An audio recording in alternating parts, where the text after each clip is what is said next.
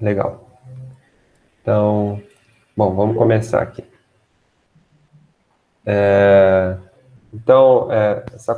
Vamos começar essa conversa com o Matheus Prado Enfio, né? Ele é especialista no Exame Nacional do Ensino Médio, o Enem, autor de materiais didáticos focados no Enem, oferecendo assessoria pedagógica. Ele é graduado em Ciências Sociais, Gestão de Políticas Públicas na USP, iniciou o curso de Medicina no UFRJ. Ele fundou a ONG Enfio de Educação e Sustentabilidade em 2000, no qual foi presidente de honra e realizou projetos como o Cursinho Comunitário Enfio e a revista Glocal. Ele também foi colunista do Estadão. Bom, meu nome é Elmar, eu sou presidente do Cursinho Popular Zilda Arnes, sediado na Faculdade de Ciências Médicas da Unicamp, aqui em Campinas. Também está presente a Bárbara, vice-presidente do cursinho. E também temos a presença do pessoal do ENA, que é o Espaço Novo Acadêmico, da Universidade Federal do Ceará, em Sobral. Então, boa noite, Matheus. Boa noite, pessoal de Campinas, pessoal do Ceará. Prazer enorme estar com vocês aqui. E vocês resistiram muito para estudar até aqui, chegar até aqui, estudar até janeiro, pandemia, Natal, Ano Novo. A maior parte das pessoas desistiram no caminho, vocês sabem disso, né? É uma maratona, né?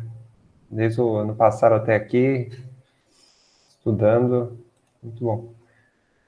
A gente separou algumas perguntas, né? E aí também vocês podem mandar perguntas no chat. Né? A gente já recebeu algumas aqui. A gente vai dar preferência para as perguntas do chat para ter uma maior interação com o pessoal que está assistindo a live. Melhor. E aí depois a gente também pode passar para as perguntas que a gente coletou. Então, o João Coelho, ele está perguntando, com o adiamento do Enem no Amazonas, não há o risco do Estado ser excluído desse processo? Se a prova se der em fevereiro mesmo, não tem muito risco. A reaplicação já estava prevista.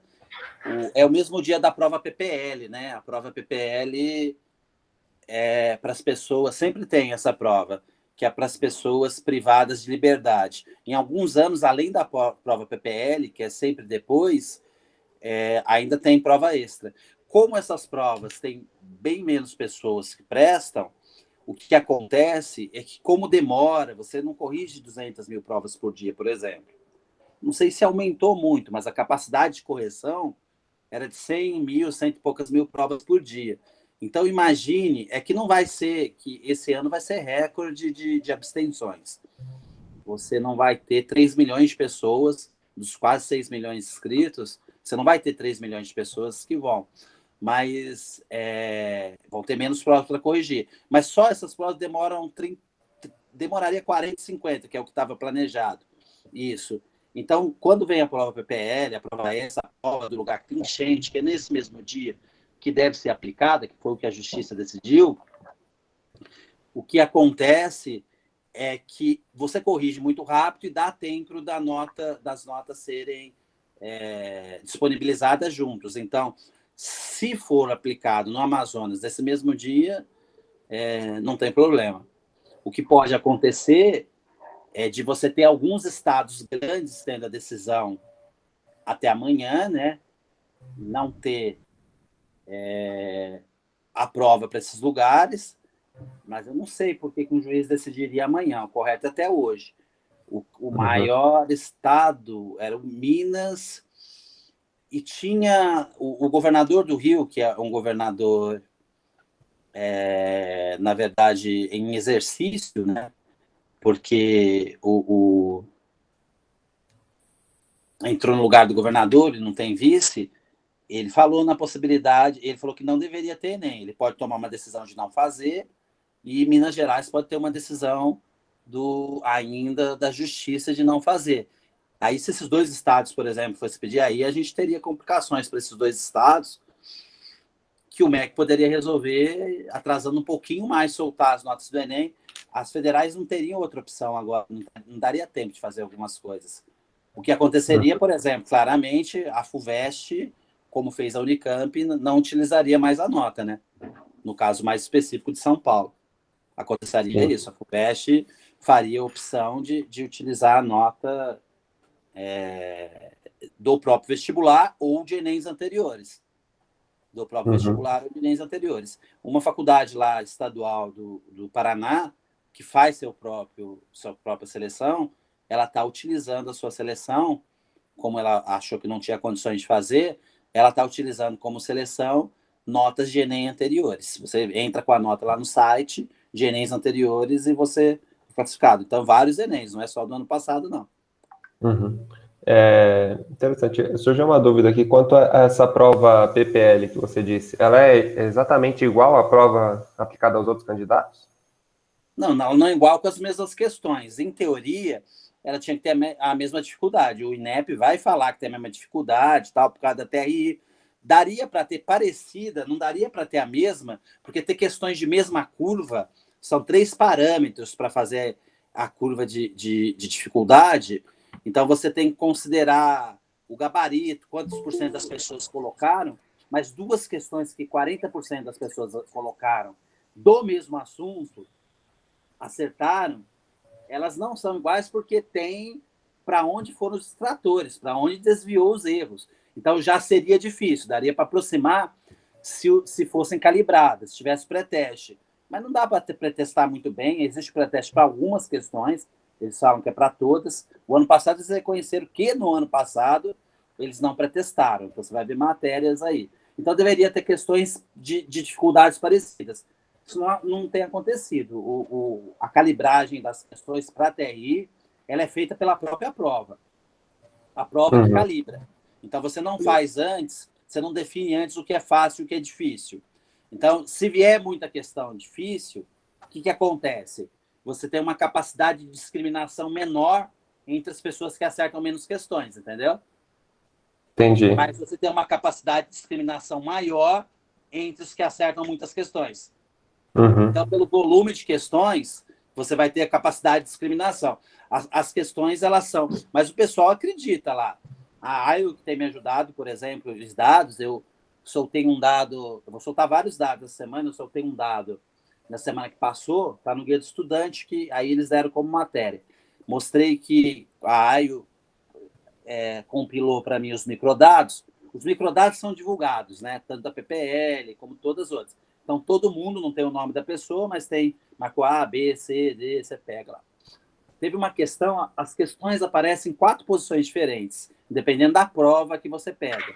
Então, teve uma questão ano passado de matemática, ela falava de contagem dos incas e tinha uns nozinhos lá para representar a numeração e tal, e perguntava qual o número tinha sido representado ali nos nós na corda. Era uma questão muito fácil. Na prova, bem fácil, mais fácil do que somar, do que dividir, do que tudo. É uma questão do próprio conhecimento, é bem básico da matemática, no conhecimento do reconhecimento da matemática como uma linguagem necessária, entendeu? Para a convivência. Qualquer um que prestasse atenção, acertaria. Quando ela foi a questão 1, que foi na prova azul, ela foi acertada por 65% das pessoas. Numa outra prova, ela apareceu como questão 42. Só 44% das pessoas acertaram essa questão. Então, você vê que uma questão, quando ela vem primeiro, ela é mais fácil. Ela vai ficando... Quando ela vai para o final, ela vai ficando mais difícil. Então, só por ser a questão 1, ela passou de 44% para 65% de acertos. Na semana que vem, de vários dados que a gente vai dar, eu vou mostrar, por exemplo, que na prova de ciências da natureza, quem não acerta a maior parte das questões de biologia não consegue fazer as coisas de física e química. Que cognitivamente, a lógica de um cursinho, da apostila, né? A lógica da apostila, ela não contribui para boa parte dos estudantes. Porque quem não consegue, não aprendeu biologia, se eu tivesse cruzado aqui, eu vou cruzar com a prova de matemática, eu conseguiria mostrar quem não consegue aprender biologia e matemática média não consegue aprender coisas mais aprofundadas de química e física, entendeu? Então, nós vamos demonstrar outros dados também, vamos analisando esses dados. Então, a prova não tem como ser de mesma dificuldade. Vai ter uma outra, vai ser parecida. Vai ter uma outra prova, que tem a prova digital, né? Vai ter a prova digital, Sim. que não é a mesma prova. Então, se é a mesma prova que ele está perguntando, se é as mesmas questões, não. Se é a mesma prova, é o mesmo modelo, descritores, 45, é o mesmo modelo. Então, é sim e não a resposta. Uhum. O João Coelho perguntou aqui se você acha que, por causa da tipicidade do ano de 2020, se a prova vai ser mais fácil ou mais difícil. Mas é o que você comentou, né? É meio que ajustado de acordo com a resposta dos alunos. Então, poderia ter pedido, mesmo sendo assim. Poderia, faz mais fácil, mas não é isso que acontece. A maior parte dos itens foram feitos em anos anteriores. Eu não vou falar que todos, porque a lógica deveria ser que todos. Porque, no mínimo, a pré-testagem seria para a capacidade de discriminação de um item. O que é capacidade de discriminação? No limite, um item que todo mundo acerta ou um item que todo mundo erra não serve para discriminar, não serve para dividir os grupos. Então, no mínimo, para isso, deveria saber os itens. Então, deveria, mas não são todos pré-testados. Quando eu vejo quantas pessoas fizeram A, B, C, D e tal, dá para ver que tem itens que foram mal feitos só pelo comportamento das pessoas em responder o item, que muita gente foi para um lugar e não é nem porque ele não tem toda a proficiência, é porque foi mal feito. As pessoas indicam, vou lá fazer a análise, mas todo lugar está perguntando isso. Vai pegar mais leve por causa da pandemia? Olha, os itens seguem o manual de construção de item e eles precisam ter os descritores que estão aí na matriz de referência. São 30 descritores de cada uma das áreas, tá? Como habilidades lá, os descritores. Descreve o que tem que ser cobrado. Eles foram feitos com base nisso e foram feitos anteriormente. Um ou outro pode aparecer lá, quando você vê quando foi feito, vai estar tirado da internet no dia tal, do tal, do tal. Um ou outro pode aparecer, e quando aparece é a prova de que não foi pré-testado. Porque não dá tempo, porque demora para essa prova rodar. Demora muito para... Eu acho que o ministro falou ontem, em 40 dias para rodar 6 milhões de provas, então você consegue rodar só 150 mil provas por dia, então você tem 40 dias, depois você tem que mandar o arquivo, tem que fazer, você demora muito para poder ficar. É que agora teve um tempo, esse ano, de ter itens mais para dentro Você conseguia, no máximo, fazer um item até fevereiro, que a pandemia ainda não tinha começado, entendeu? Agora você pode ter feito um item um pouco depois, por causa que a prova foi bem depois. Então, dá tempo na logística. Mas eles não estavam planejados quando fecha a prova, com todo o calendário, eles ainda não tinham se planejado. Vai ter uma pandemia, então a gente vai poder mais tempo para fechar os itens. Se aparecer item lá depois de março, tal, a redação costumava ser um pouco depois. Mas é bem pouco provável que a redação trate da pandemia, porque não é disso que esse governo quer falar. É mais fácil a redação tratar de alguma coisa que seja, sim, um problema social, mas um problema social sem coloração. Por exemplo, idosos, entendeu? Que você pode falar de um lado, mas você pode defender, por exemplo, a reforma da Previdência também. Ele tem toda uma coisa sem coloração. Quando falou ano passado de cinema, as pessoas encontraram uma coloração, falaram, não tem Ministério da Cultura, não tem isso, tal. Mas só que isso não foi a pauta nacional, isso não incomodou um moço que é presidente lá. Não vai fazer uma coisa para... Só de fazer o que ele pede, ele quer demitir o presidente do Banco do Brasil. Imagina, ele tem uma birra com o Enem, o INEP, eu não sei se vocês sabem, isso foi divulgado, eles fizeram uma comissão para procurar itens politizados, tal, mexeram tudo lá, cortaram 63 itens de não, pode ter, tal, fizeram. Você acha que eles vão deixar passar a redação? Não vai deixar passar a redação desse jeito. Sim. Tem uma pergunta aqui da Fernanda Vieira, mas antes eu queria complementar uma outra pergunta.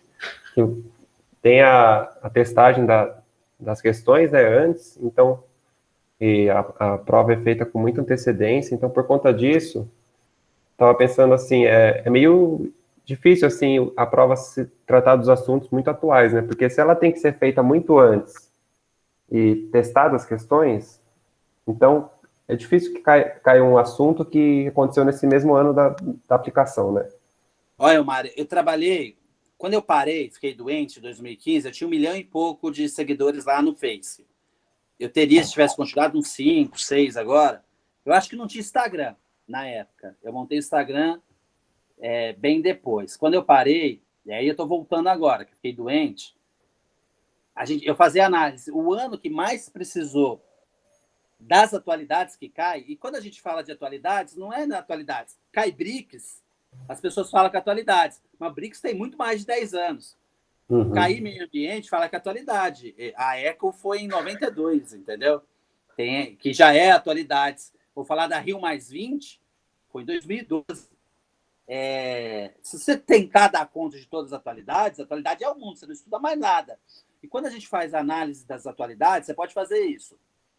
Quando você pega as questões, no máximo 2 ou 3, que você precisa saber a atualidade para acertar. Mas agora me veio de cabeça, tem uma coisa que você teria que saber do passado. Teve uma vez que caiu Kitali, Mutantes, essas coisas, e a resposta era tropicalismo. É uma atualidade do passado, né? Quando cair... você não aprende tropicalismo em sala de aula, você não debate, não é uma coisa recorrente, né? Então, dependendo de qual geração que você é, ou do seu interesse pelo passado, por essas coisas. Mas quando a gente analisava lá a atualidades, quando eu vou analisar atualidades, 2 ou 3, você precisava saber atualidades em si. A atualidade, em geral, é o suporte para o item.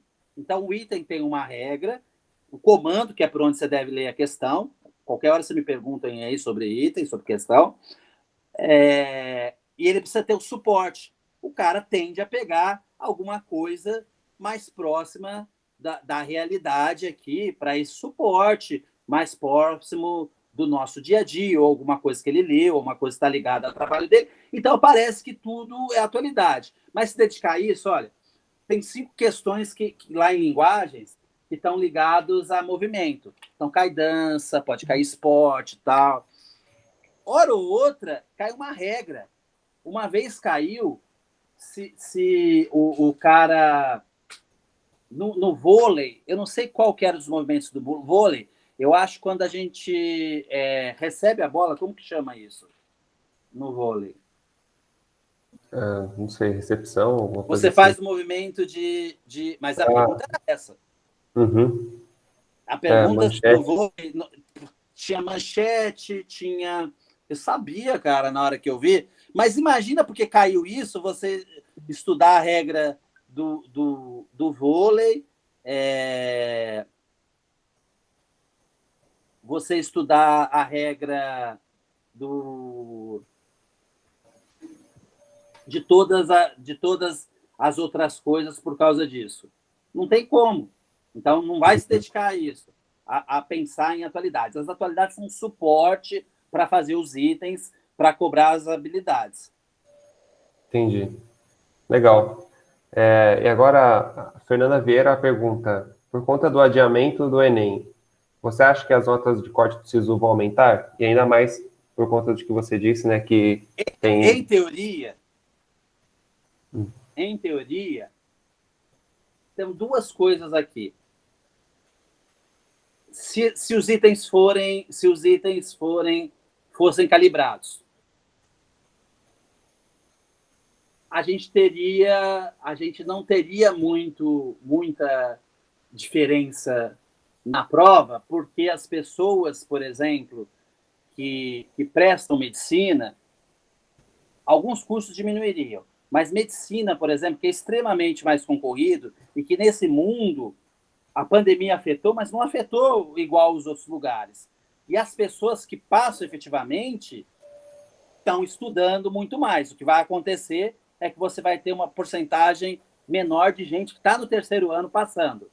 Então, você não teria muita diferenciação se os itens tivessem sido calibrados, porque quem acertou muito continuaria acertando muito, no caso de medicina, em todos os outros, não todos os outros, só nos casos que são mais difíceis de passar. Mas, como a calibração se dá com o próprio comportamento de prova, as pessoas em média vão acertar menos itens. Na média, todo mundo vai acertar. Alguns mais, mas alguns no mesmo tanto. Mas esses alguns não vão ser suficientes para cuidar de estatística. Então, isso vai puxar a nota para baixo. Mas aqueles que acertam muito, vão ter uma nota maior agora. Por que eles vão ter uma nota maior? Acertando o mesmo tanto. Porque a nota é em comparação. Se a nota fosse em comparação aos outros anos, como deveria ser, cairia. Como a nota é em comparação a todo mundo, não tem essa garantia de cair, entendeu? Então, o que vai acontecer? Vai se passar com menos acertos, isso vai acontecer. A nota não é o número de acertos, nós não estamos fazendo FUVEST, entendeu? A nota é uma comparação com a mediana. A mediana recebe 500, mas a mediana aqui não é o número de acertos. Fiquei muito confuso, né? Quer que eu responda de novo isso? O pessoal tudo aqui, o que ficou confuso, eu expliquei de uma forma confusa, eu entendi. É que, para mim, tem intertextualidade. Eu vou imaginar, a nota é dado ao caminho. O caminho do meio, o mediano, é o caminho que recebe 500. Não é em número de acertos. É número de acertos mais caminho. Você pega uma diferença desse caminho que você dá uma nota. Por isso, matemática vai a 980, já chegou a 1008. Porque o caminho, a mediana de matemática, acerta menos. Aí você, do que linguagens, por exemplo, aí você pontua, é distância da mediana que você dá a nota. Não é nota absoluta. Então, a mediana, que se a gente falasse em termos absolutos, a mediana de matemática, nos outros anos, a mediana era de 12 acertos, 11, 10. Vamos imaginar que são 10, 12 acertos, para levar 500 pontos. É porque a 12 acertos tem milhões de notas diferentes para 12 acertos. Então, vamos imaginar que é 12. De 12 a 45, você tem essa distância aqui. Em linguagens, a mediana, que recebe 500, é 18, 19, 20. Vamos imaginar que é 20. Algumas vezes 24, 16, dependendo de qual que é. De 20 a 45 é um caminho menor. Então, você vai pontuar para o cara de matemática que acertou 45, você vai dar um prêmio maior do que para o cara de linguagem que acertou 45, porque a distância dele para a mediana é maior. Ele percorreu um caminho maior da mediana ao total, ao limite. Essa mediana, se todo mundo fosse fazer o Enem, que faziam nos outros anos, essa mediana ia ser menor, porque as pessoas estudaram menos, que as pessoas estão desmotivadas, tal. Isso faria com quem acertou 45, o sistema entender, como não foi pré-calibrado. Se tivesse sido pré-calibrado, não teria problema. Como não foi pré-calibrado, o sistema iria entender que esses caras ficaram mais inteligentes agora, porque o comportamento dos outros, porque a prova é calibrada depois. Entendeu? Agora, tem uma outra coisa. Eu estou pensando aqui na hora, estou pensando durante, desculpa, porque aí eu vou me contradizer. Por outro lado, vai faltar muita gente, concorda comigo? Sim. Muito mais gente que nos outros anos. Isso já aconteceu na FUVEST, passou de 6% para 12%. Isso aconteceu em Uberaba, passou de 12% para 20% e pouco. O Enem tinha 25% de historicidade. Eu estou acreditando em mais de 50%, ou pelo menos próximo a 50%, mais de 40% vai ser. Quem que vai faltar mais? São as pessoas que acertam menos itens? Se essas pessoas faltarem, mesmo que os outros não tenham estudado, o que acontece? A mediana sobe. Se a mediana sobe, o que acontece? Para quem acerta mais, dá nota menor. Então, é uma coisa. Em número de acertos, vai ser menor o número de acertos. Em nota, tem muitas coisas a serem ponderadas. Eu só compliquei, né, a vida de vocês.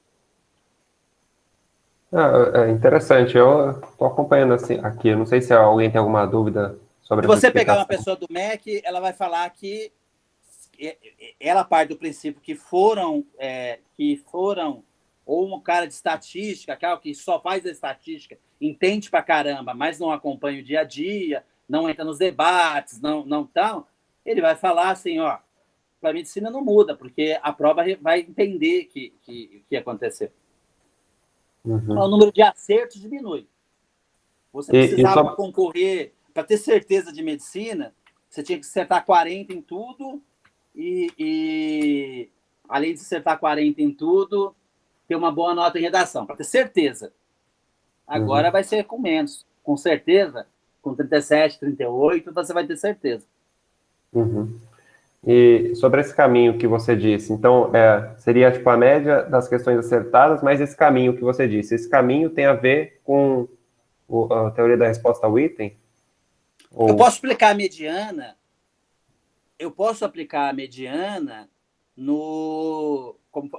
a teoria da resposta ao item define a sua posição numa régua.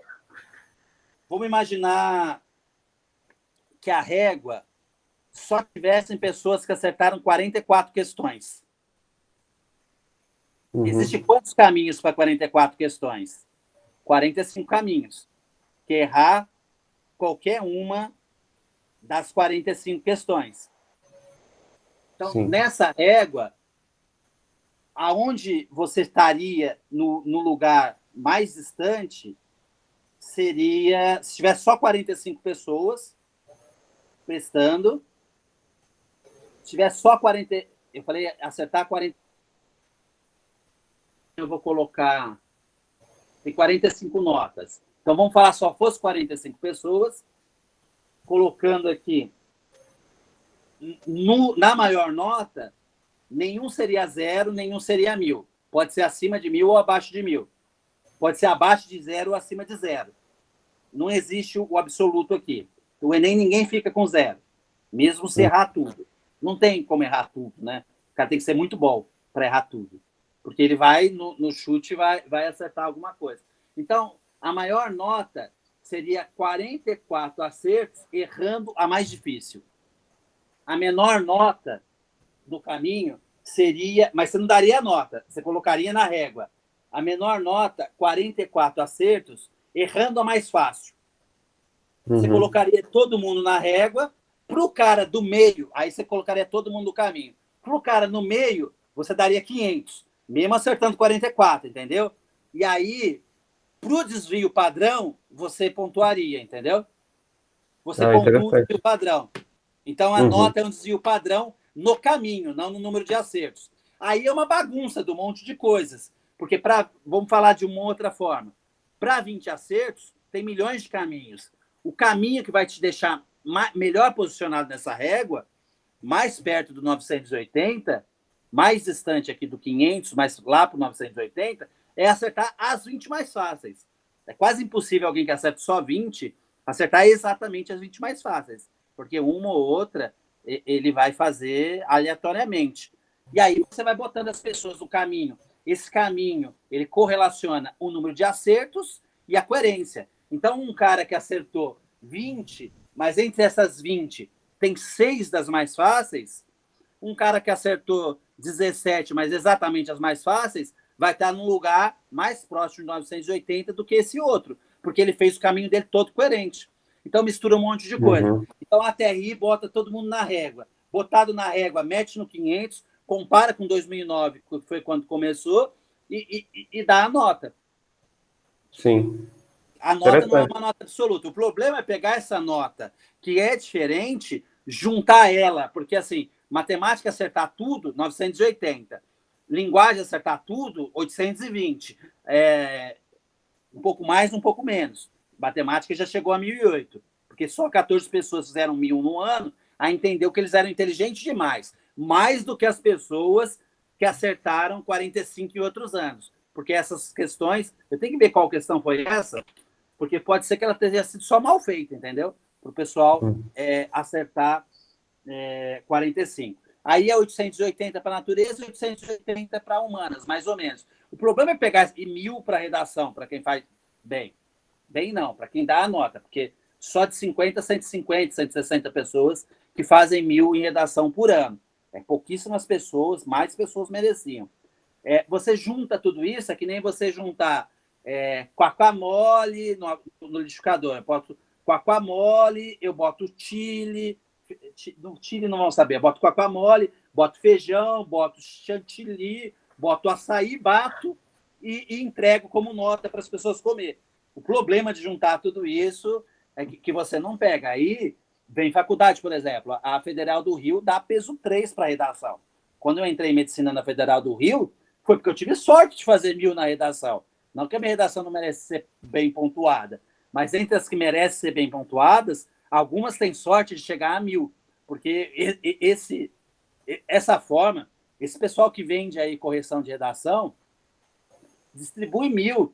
1.000 aí, você tem mais de 100.000 pessoas, a cada 100.000 pessoas, por INEP dá 1.000. Esse pessoal que corrige redação, vende, tem 1.000 toda hora. Eu fico desesperado quando esse pessoal distribui 1.000. Você tem que distribuir a menos do que o cara teria. Os caras distribuem a mais, até para o cara ter a impressão de que está aprendendo. Você tem que dar a menos, ele tem que sofrer para poder chegar lá. Então, a Federal do Rio dá peso 3 na redação. Quando eu entrei lá, e agora a mesma coisa, não tinha ninguém em medicina na Federal do Rio, no primeiro semestre, que tinha menos de 900, 160 de notas. Então, o cara detonava, metia 42 em cada uma delas, fechava a prova, mas não tirava 900 e pouco na redação, não ia. Uhum. Qual a diferença de uma redação 860 e uma 920? Nenhuma. Qual a diferença de uma redação 960 e 1.000? Quase nenhuma. Entendi. Eu sou a favor que a redação seja... para não fazer injustiça. Eu peguei, em determinado ano, dividi em DCIS. Então, eu peguei os 10% das pessoas de maior nota média e peguei a média de redação dessas pessoas. Os 10% de maior nota têm nota de redação maior do que os subsequentes. Então, em teoria, na média, não em casos específicos, as 4 provas objetivas, na média, já selecionam quem faz uma boa redação também, sem precisar fazer redação. Uhum. Em teoria. Não sei se foi complicado o que eu disse. Então, fora as exceções, exceção, por exemplo, eu ser de humanas, não entender nada eu não sabia o que era uma mitocôndria e passar em medicina. Na época, não tinha vários cursos que tinham entrado, em 2012, então, era a medicina, junto com a FMG, era a medicina que mais queriam no Brasil, no Enem. Uma disfunção disso é eu passar em medicina. Sim. E isso que você comentou da dificuldade da pontuação, né, dificuldade das questões, conversa muito com o dado que você apresentou do nível de acerto de acordo com cada posição das questões nas 4 provas, né? Então, até na sua reportagem aqui, passou no Guia do Estudante. Então, o jeito é começar pelas questões mais fáceis, certo? Toda prova longa, você precisa começar a te dar confiança, não te coloca em risco de errar. Prova longa, você vai ficando cansado, o fácil para o final deixa difícil, e no Enem isso se reforça, porque a TRI vai te pontuar menor, os primeiros itens vão te dar uma nota maior. Tem matérias, em linguagens, por exemplo, você já sai com 300 e pouco se tiver errado tudo. Então, as mais fáceis vão te dando uma nota maior. As outras só vão te pontuando 10, 15 pontinhos a mais, entendeu? Ela só vai te dando 10, 15 pontinhos a mais. Acertar no chute, não é que não dá ponto. Dá uma pontuação, mas acertar na coerência. Acertar de forma coerente, uma a mais. Então, tem professor, já vi isso, já tive que desmentir. Matéria de coordenador de cursinho, falar o seguinte, você não vai... O que você não sabe, você não marca, que vai te punir. Não, ele não vai te punir, porque não marcar é erro para o TRI do jeito que... Daria para você fazer TRI de uma forma mais complicada. Daria para você pegar, esse é correto. Marcar essa segunda aqui está errado, mas é melhor do que marcar essa outra, que é pior ainda, entendeu? Então, saber isso aqui você domina o descritor pedido, você domina a habilidade pedida. Marcar essa segunda, você domina parcialmente. Marcar essa aqui, você não domina nada. Daria para dar uma pontuação também por erro. Não é isso que é feito aqui no Brasil, nem daria. Porque a gente não tem uma boa, como a SAT tem nos Estados Unidos, uma boa construção dos itens, entendeu? A gente não tem uma política de construção, dinheiro, investimento, capacitação. O pessoal acha que gastar dinheirão, nossa, vai gastar um dinheirão com o Enem se remarcar. Não. Distribuir as vagas das federais é um problema. Você aumentar o funil, porque esse pessoal tudo juntar com o pessoal do ano que vem para concorrer, isso é um problema, se aumenta o funil, mesmo tendo a prova, é um problema que o pessoal que está no terceiro esse ano, em todas mesmo quem estuda muito, quem estuda menos, quem está em escola pública, quem é privilegiado, quem não é, vai ter uma diferença entre a classe que está mesmo. Então, nós vamos ter uma diferença entre pessoas de escola pública, esse pessoal já perde muito. Entre eles, perde mais quem tá no terceiro esse ano aqui. As pessoas perderam mais. O pessoal de escola particular de elite ganham muito, mas entre os que ganham muito, quem está no terceiro ano agora vai ter... Agora, no ano que passou, né? Vai perder um pouco em relação ao outro. Nós vamos criar outras diferenças internas. Fora todo esse pessoal que vem de escola pública, porque vai se acumulando. Como que esse pessoal vai? O que é matéria de primeiro que não teve, vai chegar ao segundo, vai deixar para lá o primeiro, como vai fazer? Aí não é tão grave, né? Mas imagina o cara que está lá no ensino fundamental, no terceiro ano, vai considerar que o segundo teve, que o terceiro... Nossa, o melhor teria feito era cancelar o ano de todo mundo, para ser justo até. Era cancelar o ano e começar de novo esse ano. Não tinha outra coisa a ser feita. Nós não fizemos para poder privilegiar o pessoal das escolas particulares que estavam tendo aula. Mas o correto era cancelar o ano de todo mundo, porque se a gente não cancelar o ano de todo mundo, a gente está cancelando quase uma geração, porque todo mundo hoje que está no ensino fundamental, que estava nesse momento, fundamental e médio, foi prejudicado. Todo mundo foi. Sim, sim. Então, nós vamos escolher isso, nós vamos ficar 12 anos escolhendo isso. Só não vai colher quem entrar agora no segundo ano do fundamental. Todos os outros que já estavam no ensino fundamental, imagina quem estava sendo alfabetizado agora, estava no segundo ano sendo alfabetizado e vai ser mandado para o terceiro ano. É complicado, né? Muitas vezes os pais também não têm disponibilidade e proficiência de poder ensinar o filho em casa, né? Ou acompanhar. Boa parte do ensino fundamental no Brasil é depósito de pessoas. Os pais deixam lá. A educação, o valor está na escola, o valor em si, não é o que acontece na escola. Está na escola. E é um depósito. Mas a gente tem que, assim, levar isso em consideração, porque a condição social é bem difícil. Então, a escola é uma guardadora, a escola tem comida. A comida é uma coisa muito importante que o pessoal fala. Mas mais do que a comida, é alguém cuidando do seu filho enquanto você faz outra coisa, tal, todas essas coisas. O pessoal, só de estar lá, já é bom. Acompanho. E aí, quando vai para casa, não tem condições nenhuma de acompanhar. E em casa, só ia se repetir todos os dados que a gente pega no Brasil e no mundo. Quem pega os melhores lugares em exames, quem pontua mais, é sempre quem tem a mãe de maior escolaridade. Em média, né? Tem uma ou outra exceção. Então, a mãe de maior escolaridade. Essa pessoa vai para casa, só vai repetir. É as mães de maior escolaridade que vão dar mais atenção. Eu conheci algumas mães que se cotizaram e contrataram um professor para acompanhar, sabe? Que tem escola particular. Então, acompanhar em casa. Então, junta 5, 6 em casa, acompanhou, porque ela ficava livre do filho e, ao mesmo tempo, ele estudava. Agora, imagina isso para as famílias de menor renda. Não tem condições nenhuma. E nem os professores estão capacitados para isso, para tocar isso daí. É complicado. É desanimador as coisas que vêm pelos próximos anos aí. A Ana Cecília mandou uma pergunta aqui no chat. Ela disse assim: você poderia explicar como o aluno pode identificar as questões mais fáceis sem ter que ler a prova inteira? Porque se o aluno sabe que o TRI está a nosso favor, da gente ter que começar respondendo pelas mais fáceis, mas ao mesmo tempo a pessoa pode ficar nervosa assim e tentar responder Lê tudo o na item hora. todo, né? Leia o item sempre pelo comando. O comando, o cara que faz o item, ele tem lá as regras, tem um manual de construção do item, tem toda uma capacitação.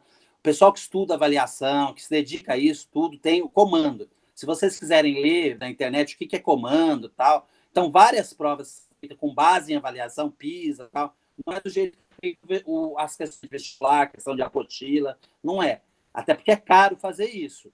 E o vestibular é da teoria clássica do item, não existia esse debate ainda. Esse debate é novo de avaliação. Se todas as federais começarem a investir nisso, pôr dinheiro e tal, aí lá na frente a gente vai ter um monte de item, pode fazer público, porque é tanto item, que não tem problema de você ver o item antes de cair na prova, não tem problema ter esse tipo de coisa, né? Então, como vários professores fazem nas escolas com a gente. Pegam lá do Super Pro, monta a prova, clica, itens que estão lá. Então, são tantos itens que, mesmo se você conhecer, você não vai lembrar. Se você ler a questão pelo comando, primeiro você não vai se confundir num monte de coisa e tem que entender que comando é comando. Tem vez que a alternativa, eu vou exagerar aqui, mas tem vezes que a alternativa tá até errada, mas é aquilo que ele mandou você responder. Então, são vários, não é a mesma pessoa que está fazendo todos os itens, você tem que entender o que a pessoa pediu. Você tem que entender, de vez em quando, em teoria, não poderia ter 2 itens da mesma pessoa. A pessoa podia contar para os outros, podia estar, mas tem vezes que pega. Agora, nos últimos anos, não aparece tanto. Que pega uma citação de um texto, um suporte, e tem 2 comandos para esse suporte. Agora não tem aparecido tanto essas coisas. Mas quando você lê pelo comando, você entende que o cara quer, é um dos 30 descritores que ele está pedindo daquela área, você já sabe. Se você não sabe fazer, pula para o próximo. Comando, só para explicar. Aonde a gente acha que é pergunta.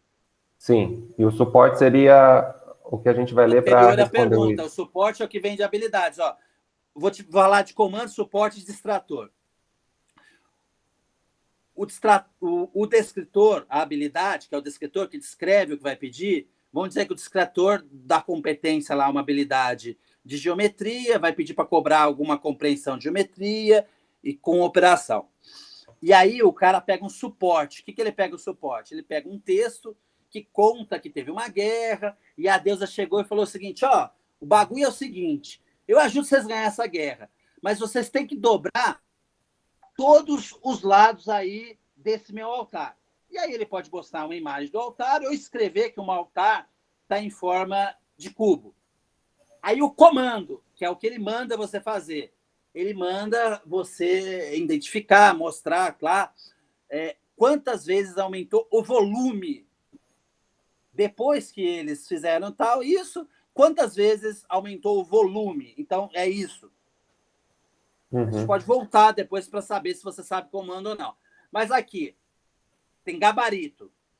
Eu não entendo de matemática, então eu engano a matemática. Então, imagine, cubo, eu imagino. Se o cubo tivesse 1 vezes 1 vezes 1, o cubo, o volume, você é lado vezes 3. 1 vezes 1 vezes 1, 1 vezes 1, 1 vezes 1, 1. Então, tinha 1 metro cúbico. Se eu pegar 2 vezes 2 vezes 2, 2 vezes 2, 4, 8. Então, foi de 1 para 8. Então, é 8 vezes. Eu faço 10 vezes 10, 100 vezes 10 mil. Aí dobro 20 vezes 20, 400 vezes 20, 8 mil. 8 vezes, correto? Boto gabarito 8. Distrator. As alternativas que a gente tem como alternativas erradas. No caso do Enem e no caso de quem faz com a lógica da avaliação, com a lógica não da teoria clássica do item, da teoria de resposta ao item, você vai marcar lá o distrator, aquela habilidade, aquele descritor pedido, você vai cobrar ele, você vai botar o distrator aonde iria marcar quem não tem essa habilidade ou quem só a tem parcialmente. E aí o cara que está construindo o distrator tem que construir com essa lógica. Então, vamos imaginar, eu construo um distrator. Não está escrito dobrar lá? Uhum. Algumas pessoas vão ver dobrar e vão imaginar que aumentou 2 vezes. O cara domina matemática, mas não domina geometria. Então, ele domina parcialmente a habilidade ou não domina a habilidade, mas domina a matemática. Ele faz e justifica. Marca 8, quando a gente aplica, tenta uma vez fazer um item parecido com esse e mete no meio de uma prova do cursinho aí. Você vai ver que a maior parte das pessoas não vão acertar. Quando a gente pede a média dos estudantes brasileiros, 7, 8% das pessoas acertam isso. Boa parte marca 2. E o cara vai escrever lá o motivo que é 2. Ele vai falar, o cara domina matemática, mas não domina geometria. Ele vai marcar 4, onde a maior parte das pessoas colocam 4. Por que ele imagina 4? Ele imagina 4 porque, e o cara vai justificar, porque ele planifica, ele não lê cubo, ele não lê volume, ou ele lê e não entende o que é cubo, volume. Uhum. Ele fala lá, ele não fala que o cara não lê, ele fala, ele lê, mas não entende, ele planifica. Então ele bota 1 vezes 1. 2 vezes 2, 4. Ele marca 4. Aí você justifica, aí você bota o 6, o cara pode pôr 3. Se você lê o comando aqui claramente, você já não vai marcar errado. Você não vai meter 4, como uma boa parte das pessoas que entendem geometria não vê, entendeu? Se você leu lá volume, você vai conseguir fazer outra coisa. Ou se você lê e não tem ideia de como calcula o volume, você não vai tentar fazer o resto da alternativa, entendeu? O resto da questão. E eu falei de uma questão fácil. Você não vai fazer o resto da questão. Ou você vai pegar uma questão de matemática que conta lá um texto grande e no final determine o X. Uhum. Você não vai se meter a fazer isso. O comando tem que prestar muita atenção no comando e em redação também. Caiu uma vez, eu fico muito preocupado com redação, que as pessoas já acham que sabem sobre o tema. Caiu uma vez uma coisa ligada à violência contra a mulher e as pessoas escreveram, nossa, eu sei de tudo, eu conheço tal de violência contra a mulher, e o tema não era violência contra a mulher. O tema era a persistência da violência contra a mulher. Eles deixam até em negrito. Tomara que venha de novo. Estava escrito, o comando é a persistência da violência contra a mulher. Não era a violência contra a mulher. Quem fez isso tangenciou, pontuou menos do que poderia pontuar. Uhum. Leia tudo pelo comando. O cara está te dando uma ordem, obedeça. Interessante. E sobre estratégias de resolver a prova, você disse que o Enem é uma prova longa, né, que a gente tem que começar pelas coisas mais fáceis. O dia que tem a redação, ela deve ser respondida primeiro, escrita primeiro, ou a gente faz o mais fácil? Como a redação sempre é algum tema ligado a uma das competências, ou é meio ambiente, ou é direitos, ou é isso, aquilo, eu prefiro ler a redação, resolvo as mais fáceis das 2 provas do dia da redação, porque entre elas podem ter ideias que podem te ajudar. Ah, sim. Você oxigenar. A prova do Enem tenta ver como uma coisa bem interessante, aparece de tudo. Aparece o cara que foi se bronzear com luz no quadro, aparece umas coisas interessantes. Curte a prova, saboreia a prova, mesmo, é legal, é gostoso. E aí, faz as mais fáceis, que você sabe fazer, passa para o gabarito, essas com cuidado, porque você não está passando todas, e aí você volta para a redação. E aí, quem acerta muitos itens, no máximo 1 hora para a redação. Quem acerta mais ou menos, dá até para 1h30. Quem acerta poucos itens, dá para dedicar umas 2 horas para a redação. Uhum. Legal. Então, as provas entre si também podem ter relações. Por exemplo, a prova de física e de química, eu posso pescar assuntos que me ajudam a resolver uma questão ou outra. Porque as questões são montadas... Não propositalmente. vai ser difícil alguma coisa em linguagens resolver física. Eu já vi uma vez, foi muita coincidência, que numa prova, não sei se foi de 2009, numa pedia calorias e na outra citava uma coisa ligada a calorias. Não falava diretamente, mas ajudava. Uhum. Porque uma estava ligada a corpo, essas coisas aí, que é uma da competência que eu falei, que caiu a questão do vôlei lá, e caiu uma coisa sobre... Não é que você tem que emagrecer, é que você tem que ter saúde e tal.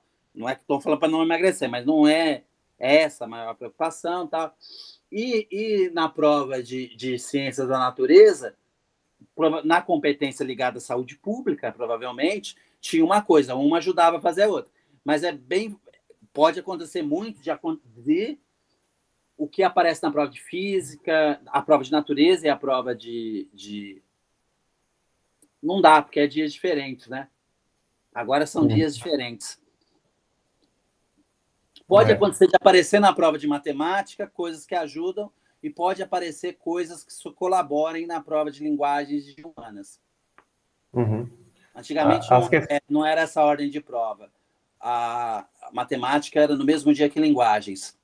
E ciências da natureza era junto com ciências humanas. Uhum.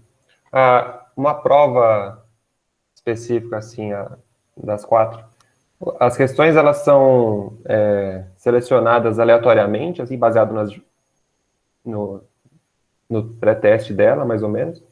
Em teoria mas como não é pré-testado, em teoria, eu vou pegar questões dessa habilidade, tantas dessa, são 30 habilidades, que tenham a mesma dificuldade. Não vai acontecer. Você vai ver alguns estudos na semana que vem, quando aparecer os dados, eu posso te mandar agora. Você vai ver que alguns, por exemplo, entre as 15, teve um ano que entre as 15 mais fáceis de natureza, estavam, acho que 10 ou 11 de biologia. No outro ano, ainda era a maioria, mas eram só 7, entendeu? Não tem. Não é assim que acontece o mundo real. Eles vão falar que é assim, mas quando você mexe nos dados, não é isso que acontece. Entendi. Acontece de pegar as questões aleatoriamente daquelas habilidades. Uhum. Então, eu quero cobrar tantas questões. Uma de cada habilidade já vai cair, são 30 habilidades, e algumas habilidades vão ser cobradas 2 vezes, para dar 45. Vai com certeza, que não tem, que você vai ter 5 de língua estrangeira moderna. A única certeza que você tem é que você vai ter 5 de língua estrangeira moderna. Legal. A Rafaela Pedroso mandou uma pergunta aqui no chat. Boa noite. Sobre a classificação das questões como fácil, médio ou difícil, os alunos podem fazer essa discriminação a partir do que eles mesmos determinam como sendo fácil, médio ou difícil, ou existem conteúdos e habilidades pré-definidos que são identificados como tal? Desculpa, pergunta de novo. Tá, a classificação das questões como fácil, médio ou difícil, o aluno que está fazendo a prova, ele pode ele mesmo discriminar como assim, ou existem conteúdos e habilidades propostos pelo Enem que já classificam ela como sendo fácil, médio ou difícil? Não existe uma classificação de qual em teoria, aconteceria isso, né? Um descritor viria fácil, difícil. É assim, tem coisa que o descritor lá que cai estequiometria, ele é bem difícil, mas ele pode ser um pouco mais... A regra de 3 é um pouco mais fácil, mas ele pode ser um pouco mais fácil ou um pouco menos. Mas, em regra, não existe. É feito a posteriori. Depois que todo mundo faz a prova, é que é decidido que é fácil e difícil. Deveria ser feito a priori. Nem deveria. Eu não tenho problema com ser a posteriori, porque você concorda com as pessoas que fizeram a prova no mesmo ano que você. Você tem problemas para dar nota para as escolas. Você concorda com as pessoas que fizeram a prova no mesmo ano que você. Você não consegue ser tão justo, mas quanto maior a prova for, é mais justo. Então, como ele é maior que os vestibulares, e além de ser maior que os vestibulares, ele aplica a TRI, aí ele consegue ficar mais justo. Mas ele poderia ser mais justo ainda.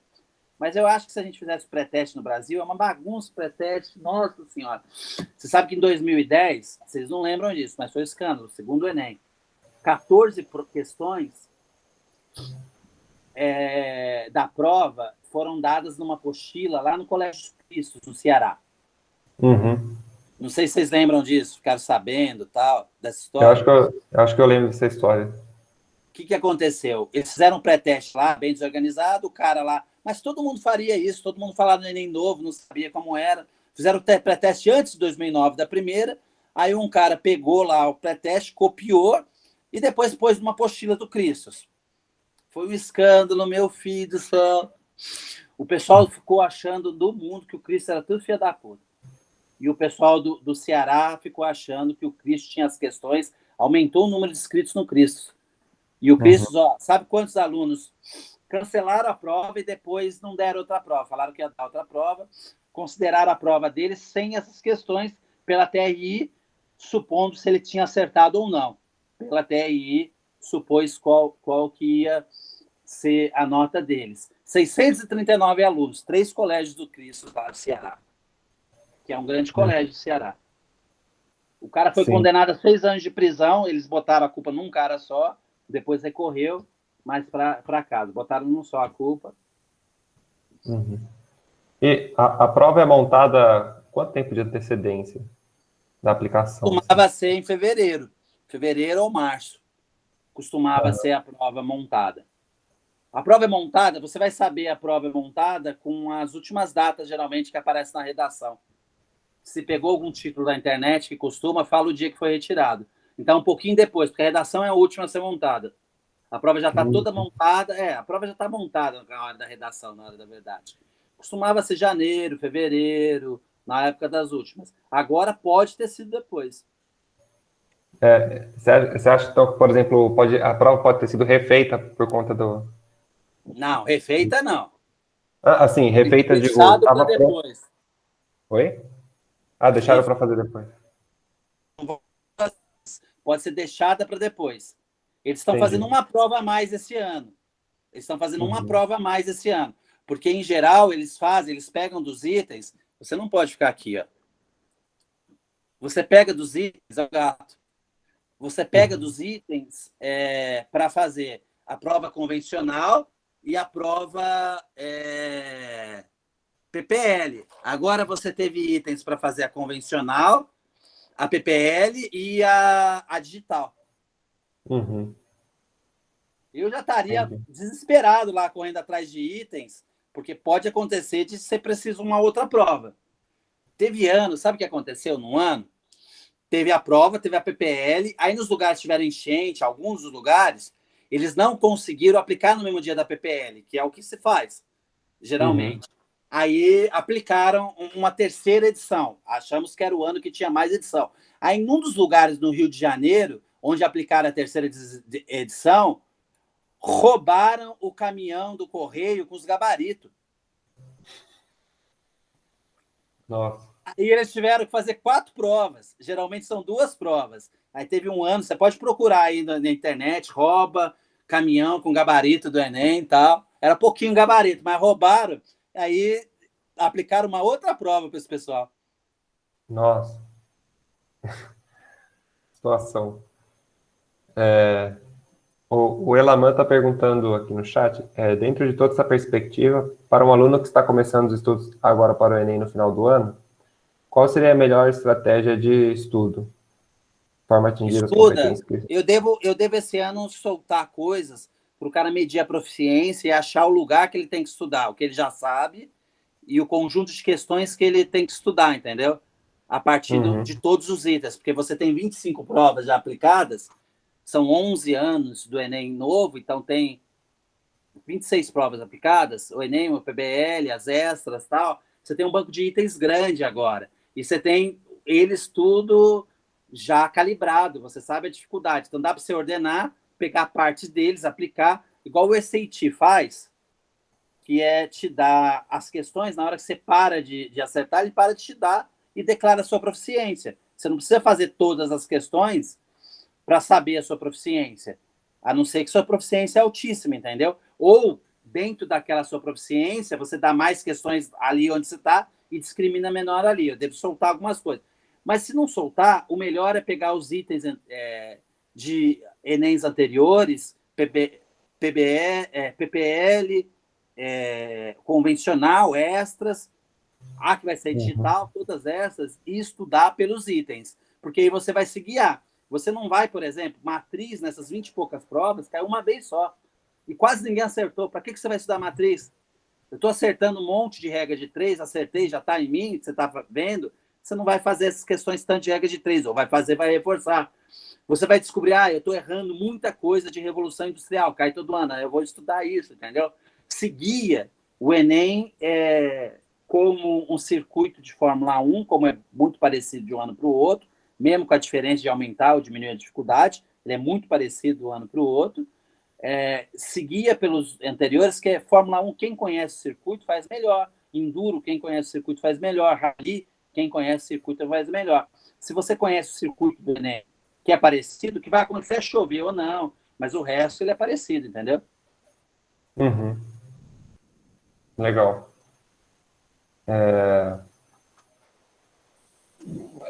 Sobre o assunto das questões, assim, por exemplo, em ciências da natureza, você acha que pode ser tratado alguma questão sobre doenças virais, imunologia? Talvez não, caia de...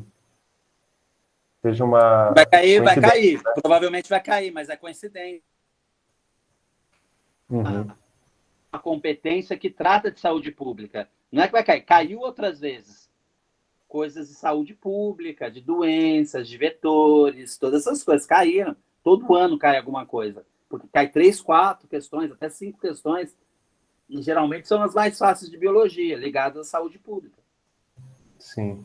Vai cair. Aí pode ser que caia um negócio de gripe espanhola, meu Deus, vamos falar que é por causa disso. Não é. Bolsonaro, se isso tivesse antes, não passaria por esse grupo lá que pegava coisa ideológica. Falar de doença, falar de vacina é ideológico agora, não é. Ser contra a violência contra a mulher é ideológico. Você ser de esquerda, ser contra a homofobia é ideológico. Uhum. Legal. É complicado. Pessoal, aqui tem mais alguma pergunta, algum comentário? Eu não sei até quando a sua disponibilidade, eu acabei não Não, perguntando. eu tô à vontade, tem que ver se vocês podem. Uhum. Por enquanto, sem Live é problema só de... amanhã agora. Uhum. Aqui tá tranquilo. É interessante o papo. Vamos buscar aqui mais alguma pergunta? Já tem aí? Como que a gente faz para... O Enem, ele gosta de pegar assuntos específicos, então, para cada competência, não, né, disciplina. Por exemplo, assim, em matemática já tem os assuntos consagrados que caem em toda a prova. É mais ou menos fixo isso. Pode ser uma questão a mais, uma a menos. Tem coisas que caem. Mediana sempre cai, porque eu tenho uma competência tem uma competência de. Dentro das competências tem as habilidades. Tem uma competência que trata. São 9 competências em linguagens, sendo uma delas língua estrangeira moderna, 8 competências cobradas em ciências da natureza, 7 competências cobradas em matemática e 6 competências cobradas em humanas. Todos eles têm 30 habilidades. As habilidades estão distribuídas às competências. Então, no caso de humanas, por exemplo, só tem 6 competências, cada competência tem 5 habilidades. Então, um de cada habilidade vai cair. Então, dentro da competência. Tem uma competência lá que trata de coisas ligadas a direito. Então, vai ter questões ligadas a direito. Tem uma competência em matemática que trata de coisas ligadas à geometria, é habilidades entrando. Então, vão cair coisas ligadas à geometria. Tem uma competência que trata de gráfico e tabela. Então, vão cair 4, 5 questões de gráfico e tabela. Tem uma competência que é estatística e probabilidade. Então, vão cair. Então, você pegar as questões básicas, eu posso passar para vocês, mas eu acho que eu não tenho gabarito. Algumas apostilas aqui, o link dividido por competência já as questões, entendeu? Então, quem sabe regra de 3, se fizer algumas questões Mas eu acho que no meu canal antigo, que eu não mexo nele, tem resolução de tudo. Mas são mais de 1.500 questões no total. Então, dependendo da pessoa, se a pessoa está com muita dificuldade em matemática, faz ali a apostila de variação de grandeza. Você já sabe regra de 3, porcentagem, quer melhorar um pouquinho, faz de geometria, porque quem sabe regra de 3 e sabe a fórmula, consegue resolver geometria. Alguma coisa vocês me peçam lá, que eu posso falar para vocês onde vocês estão. Eu mando para vocês, mas o que vai cair, fora, tem coisas que sempre caem. Tem coisas que aparecem de vez em quando. Matriz caiu uma vez só nessas 20 e pouco provas. Não estudaria matriz de jeito nenhum. Estequiometria sempre cai. Mas tem gente que, então vou estudar estequiometria, porque o professor falou que sempre cai. Mas, filho, você não sabe resolver os negócios lá de geometria, que dá nota maior ainda, e que depois que você aprender aquilo que você consegue aprender estequiometria, para que você vai estudar estequiometria agora? Primeiro aprende o que te dá a base e o que te dá a maior nota agora. Escada, aos poucos, entendeu? É legal separar, então, o estudo por competência para cada área. Leiam o que é educação adaptativa. O melhor é a educação adaptativa. Mesmo dentro de uma competência, estatística, por exemplo, pode cair média, mediana, que média, as pessoas sabem, mediana e moda. As pessoas saberiam, mas não sabem o que significa, mas se aprender, aprende fácil. Mas tem desvio padrão e variância. Não cai, mas de vez em quando cai. Desvio padrão e variância é muito difícil. Média é muito fácil. Mediana e moda é fácil, mas as pessoas não sabem que é fácil, entendeu? Então, dentro de uma competência, pode ter dificuldades diferentes. Entendi. Pode ter dificuldades diferentes dentro de uma competência. O que eu quero organizar, eu já organizei por competência. O que eu quero organizar agora é por proficiência. Então, dentro de uma proficiência, você pode ter... Você vai acertar primeiro média, depois mediana, moda, depois desvio padrão, depois variância, entendeu? Sim. Legal. Agora, voltando ao assunto, assim, aplicação do Enem, quanto ao Enem digital, quais são as dificuldades, tanto para a aplicação, né, desse novo tipo de prova, quanto para o aluno realizar essa modalidade diferente? A grande dificuldade agora na aplicação não deve ter, porque contratou gente especializada nisso. Não é o MEC que aplica, né? Contrata empresas que são boas nisso, que fazem concurso, que fazem muito bem até. Fazer uma prova desse tamanho eu achava bem difícil no início. Está fazendo, apesar que reduziram, né? Você tinha 1.700 e poucas cidades que faziam o Enem, agora você está em 550. Mais de 5.000 cidades no Brasil não tem o Enem. As pessoas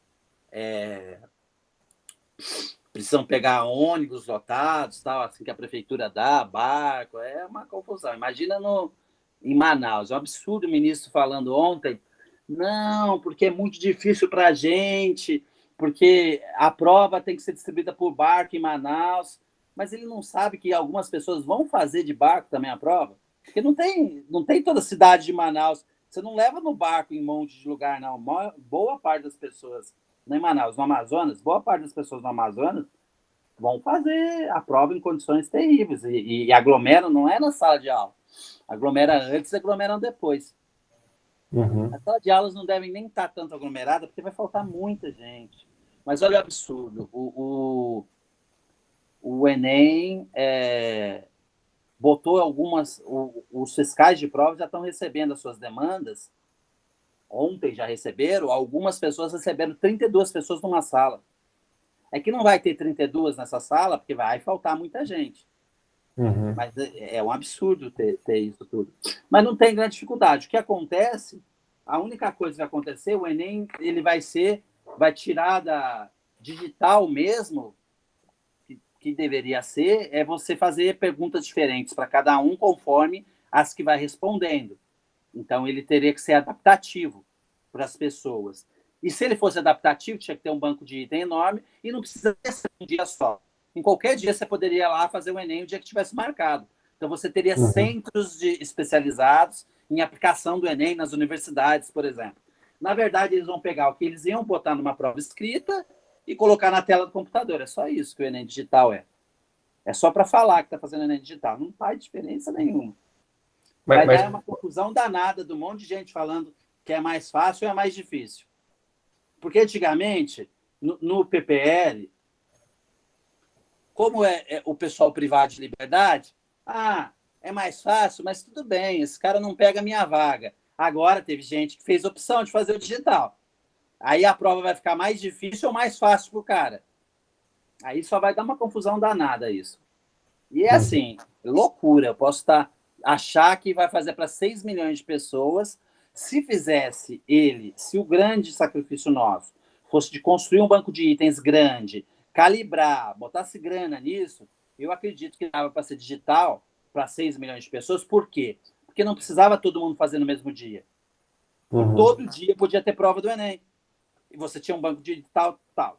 Mas acreditar que você vai ter 6 milhões de computadores espalhados pelo Brasil, que você vai contratar todas as coisas, aplicar no digital, que não vai ter coisa nenhuma, que é só para você olhar para a tela, não sei. Nem sei se 2026 vai ter computador ainda. Vai ser digital no tablet, no smartphone. É uma loucura achar que 2026 todo mundo. Mas também quando em 2009, o pessoal fala essas mentiras. Em 2009, quando se falou do Enem, falou que o Enem ia se aplicar 2 vezes, 3 vezes, 4 vezes, que ia aumentar, que ia ter várias vezes ao ano. Você acha que pode ter algum tipo de... Se a prova vai ser com as mesmas questões, só que digital, há a possibilidade do aluno colar na prova ou consultar? Não, é digital, ele não é online. Tá, mas... Nenhum computador pode estar online.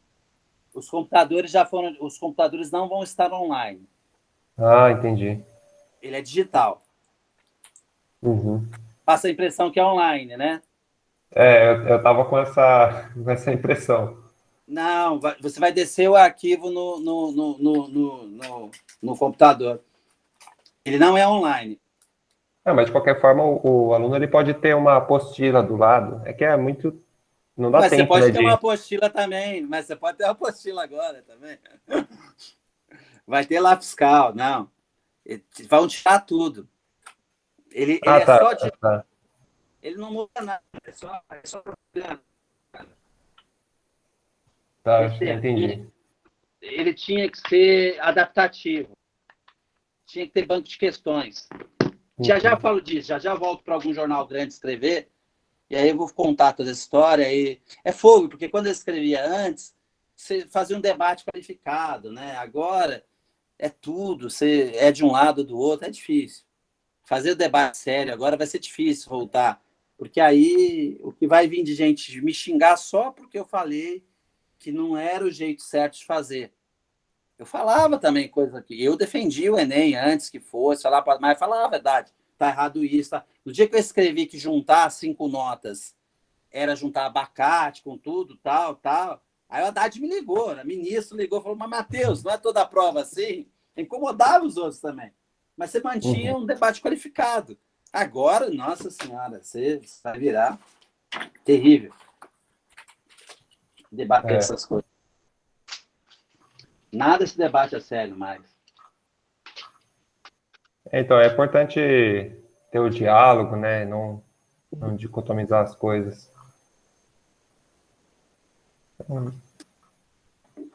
É bem desanimador voltar a ser colunista. Assim, durante muito tempo não me animava, não estava bem de coragem de voltar a fazer, porque você acaba se expondo. Antigamente, não.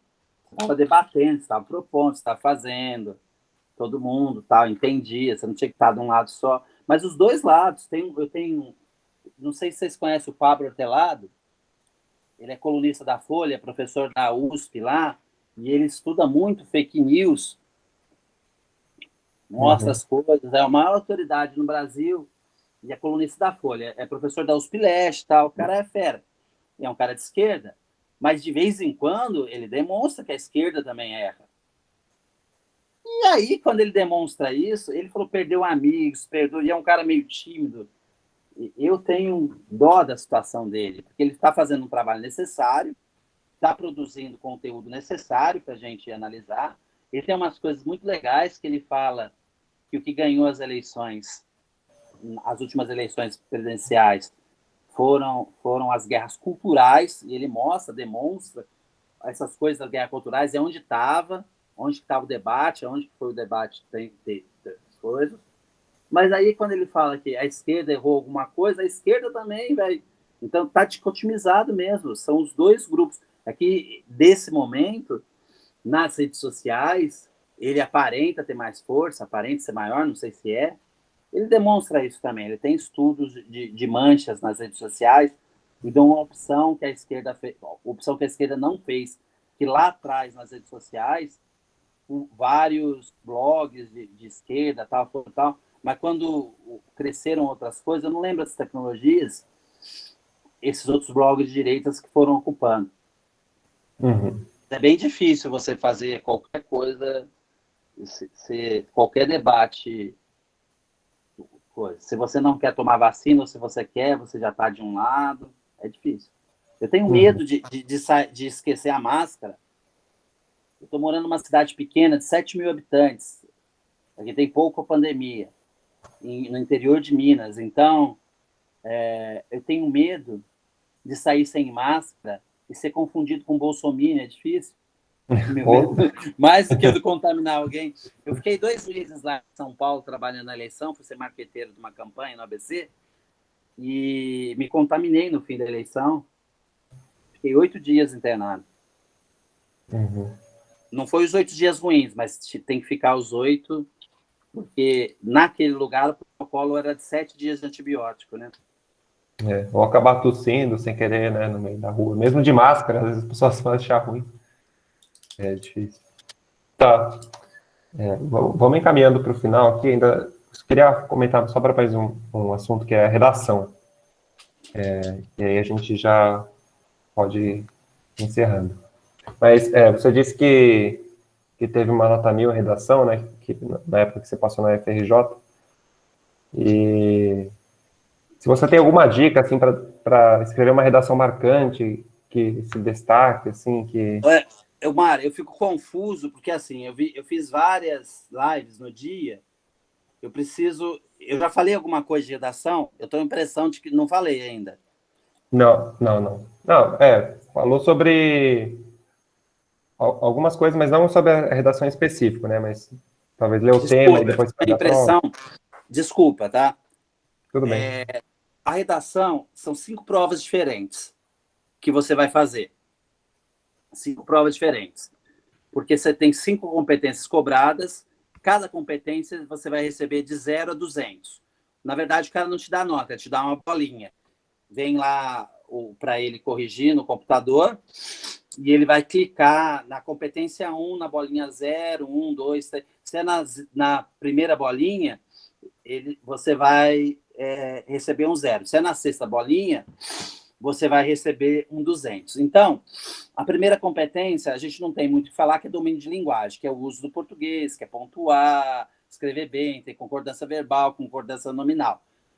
Uhum. Você não vai perder mais do que isso, nem vai perder tudo. Se você escrever e errar alguma coisa, ele pode ir te diminuindo de 40 e 40.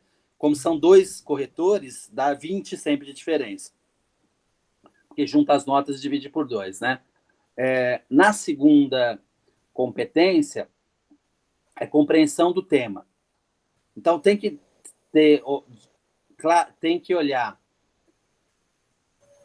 o comando, ter clareza de qual que é o tema e tentar não, precisa, no primeiro parágrafo, na introdução, já deixar claro que você compreendeu o tema. Tem que mostrar o tema. No caso aqui, um monte de gente tangenciou naquele ano, e quase sempre vai acontecer isso, a maior parte das pessoas não fogem do tema, elas tangenciam. Quer falar de alguma coisa parecida, mas não é... Sabe que muita gente faz a redação do ano anterior ou de outros anos? Que escreve redação de coisas do ano anterior, por falar disso. Lá atrás teve um escândalo que fizeram o hino do Palmeiras e aí pontuou 200, 300 pontos, sabe? Aham. Mas botou o hino do Palmeiras, por que que pontuou? Porque tem competências lá, o cara sabe escrever, passou de 7 linhas, escreve tudo. Aí descontou nas outras. Agora elimina, mas antes não, né? Aham. Aí já teve bastante coisa da redação. Então você precisa deixar claro que você compreendeu o tema. Tem que tomar cuidado com o título, que ele não é obrigatório e ele pode ajudar você a perder ponto. Porque ele pode fazer toda a redação dentro do tema, ter uma proposta de autoria, tudo que é sua, que é inovadora, que não é copiada, mas o título ele não entender que é isso e não te dá. Então, se o título já deixa claro que você compreendeu o tema que você tem na cabeça, coloque. Se não, você não coloque. Não tente um título, porque o título vai tirar uma linha, duas, para quem gosta de dar espaço, né? E ele pode até fazer você perder pontos. Uhum. O terceira competência, ela é a construção da argumentação. Argumentações evolutivas, o primeiro argumento leva ao segundo, que leva ao terceiro, costumam ter nota maiores. Tem outras formas de fazer, eu estou fazendo de uma forma mais receita. Tá? E depois vou falar onde vocês conseguem olhar isso e identificar para vocês fazerem o esqueleto de vocês e depois encherem de palavras só. E vou mostrar para vocês aonde vocês pegam palavras com o esqueleto e tiram o esqueleto, que vocês vão claramente uma dissertação argumentativa desse jeito que eu estou falando. Então, se o primeiro argumento leva ao segundo, o segundo leva ao terceiro, e o terceiro vai levar lá a sua proposta do quinto parágrafo, melhor. Isso vai pontuar melhor. O quarto que ele vai te avaliar, 5 provas diferentes, lembra? Ele vai te avaliar na sua seleção de argumentos. Então, ele vai avaliar se os argumentos que você trouxe para a prova são seus, se você não roubou ali do texto, todas essas coisas, se é da sua bagagem cultural, da sua bagagem de vida, se são bons, se foram bem construídos. Então, ele vai fazer a seleção de argumentos. E, por último, a quinta é a intervenção. Antigamente tinha que ser ética. É bom que seja ética, porque é muito difícil não ser ética e ter uma boa pontuação. Mas o Supremo tirou isso da obrigação de ser ética. Mas é bom que seja.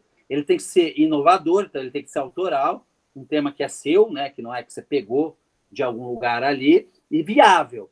Não adianta, vou resolver a pandemia, pegar todo mundo e mandar para Marte. Isso não é viável, não vai acontecer, entendeu? Não é ético. Se você pegar um editorial da Folha de São Paulo, não é para ter a opinião da Folha, é o que é melhor construído no Brasil.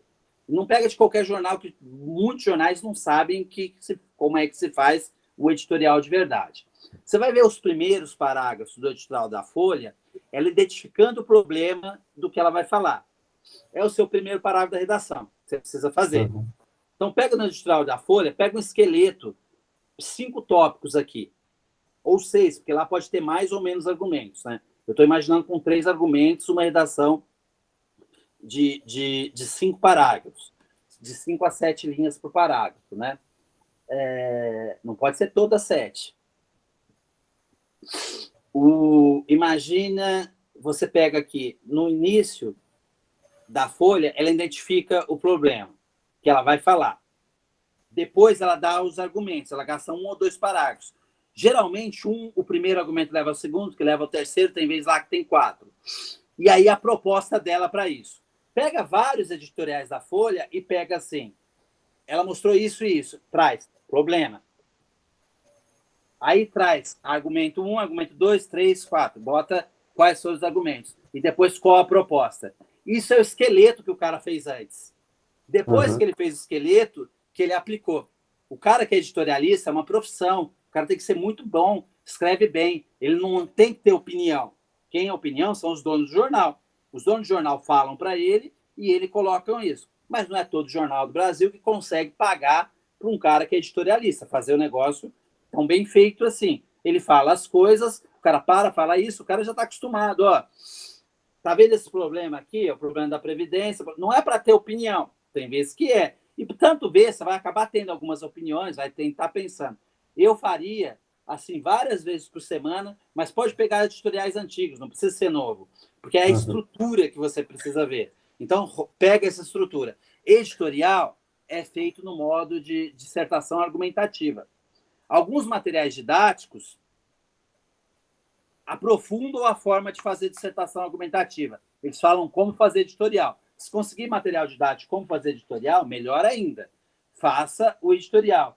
E lembre na redação, aí você vai fazer o contrário aqui. Você vai pegar, esse é o problema que pediu para resolver, então eu identifiquei o tema da redação, você vai escrever aqui num tópico, esse é o problema, num outro tópico, esse é meu argumento, esse é meu outro argumento, esse é meu outro argumento, e no tópico final, essa vai ser minha proposta, ou essas vão ser as minhas propostas. Cara, não tem como você não pontuar bem, é só fazer isso. É uma receita de bolo. Fácil, né?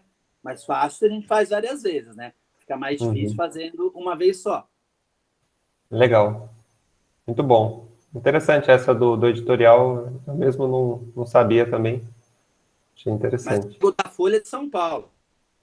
Análise de editorial. Analisa, tira o editorial. Eu preciso voltar a gravar coisas. Eu preciso gravar umas coisas mostrando todas essas coisas. Vou ver se eu volto para o mundo e falo com vocês aí. Mas vamos, durante esse ano, conversar mais, desenvolver coisas. Vamos tocando as coisas. Legal, vamos sim. Bom, eu acho que não tem mais perguntas. Não sei se alguém aqui quer fazer alguma pergunta. Mas se não, eu já vou encerrando e agradecer. Então, obrigado, Matheus, por ceder o seu tempo e conhecimento sobre o Enem para falar aqui para a gente um pouco. Foi muito interessante a conversa e espero que ajude aí todos os alunos a ir um pouco melhor e melhorando os estudos e tudo mais. Você quer deixar alguma rede social sua? Eu tenho mais. Se vocês puderem me seguir para me ajudar lá para eu ficar feliz no Instagram, é bom. Mas o que eu tenho falado sobre Enem é no meu Facebook, Enem com o Matheus Prado. Amanhã eu vou responder várias dessas perguntas e outras lá durante o dia. Se vocês puderem seguir. Segue as outras também para eu ficar feliz, aí eu mostrar para os outros, parecer que eu sou importante. É legal. Facebook, Instagram, é isso? E tem mais alguma? No Instagram eu não costumo falar de coisas de Enem, não. Não falo quase nada. Quase não uso. Mas mas me segue lá também para eu ter um pouquinho de seguidor. Instagram tem pouco, acho que é 14 mil, não sei. Me segue no Enem com o Matheus Prado. E YouTube também, você disse que tem alguns vídeos lá também, né?